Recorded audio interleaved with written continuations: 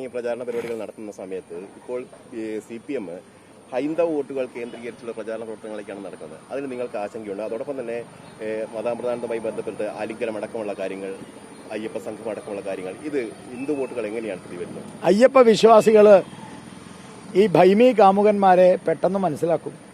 നമ്മുടെ ഈ നളദമയന്തി കഥയിൽ നളനെ കല്യാണം കഴിക്കാനിരുന്ന ദമയന്തിയുടെ മുമ്പിൽ ദമയന്തിയെ അടിച്ചു മാറ്റാൻ വേണ്ടിയിട്ട് യമൻ, ഇന്ദ്രൻ, വരുണൻ എന്നൊക്കെ പറഞ്ഞ ആൾക്കാർ പോയി നമ്മൾ പഠിച്ചിട്ടില്ലേ?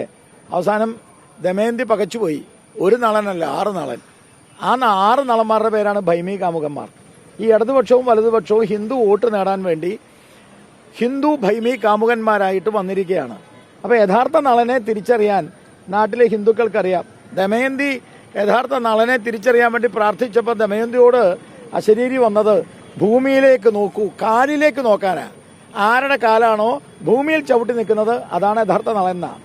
ആരുടെ കാലാണോ, ഏത് സംഘടനയുടെ കാലാണോ, ഏത് പ്രസ്ഥാനമാണ് ശബരിമലയിൽ ചവിട്ടി നിന്നുകൊണ്ട് ശബരിമലയ്ക്ക് വേണ്ടി പ്രവർത്തിക്കുന്നതെന്ന് മനസ്സിലാക്കാൻ ഇവിടുത്തെ ഹിന്ദുക്കൾക്ക് നല്ല കഴിവുണ്ട്. അതുകൊണ്ടാണ് പമ്പയിലെ ആഗോള സംഗമം ആളില്ലാ സംഗമമായി മാറിയത്. ഞങ്ങൾക്കൊരു കൺഫ്യൂഷനും ഇല്ല. ഹിന്ദുക്കൾക്ക് നല്ല ബോധമുണ്ട്, അവരത് ചെയ്തോളും. പക്ഷേ NSSനെ പോലും ബോധ്യപ്പെടുത്താൻ കഴിഞ്ഞിട്ടില്ല. ആഗോള സമ്മേളനം ആളില്ലാ സമ്മേളനം ആയില്ലേ? ഇനി അത്രയേ ഉള്ളൂ അതിന് ഉത്തരം. അവരുടെ രാഷ്ട്രീയം കൃത്യമായി അവർ പറഞ്ഞു കഴിഞ്ഞു. അല്ലെ, ഞാൻ പറഞ്ഞല്ലോ, ഹിന്ദുക്കളുടെ രാഷ്ട്രീയം അവർ കൃത്യമായി നടപ്പാക്കി കഴിഞ്ഞു പമ്പയിൽ.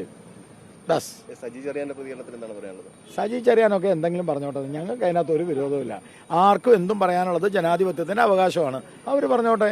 ഞങ്ങളെ സംബന്ധിച്ചിടത്തോളം ഈ നാട്ടിൽ ഞങ്ങൾ പ്രവർത്തിക്കുന്നത് ഈ നാട്ടിലെ മുഴുവൻ സമൂഹത്തിന്റെയും നല്ലതിനു വേണ്ടിയാണ്. നരേന്ദ്രമോദി എല്ലാവർക്കും നല്ലത് ചെയ്യുന്നു.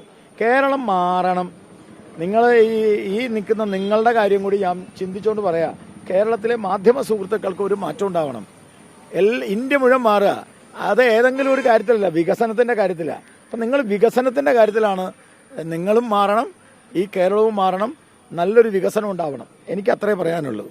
നമ്മൾ പ്രവർത്തിക്കുന്നത് ഹിന്ദു സമൂഹത്തിന്റെ ഉള്ളിലും ക്രൈസ്തവ മുസ്ലിം സമൂഹത്തിന്റെ ഉള്ളിലാണ്. അവർക്ക് ഞങ്ങളോട് യാതൊരു വിരോധവുമില്ല.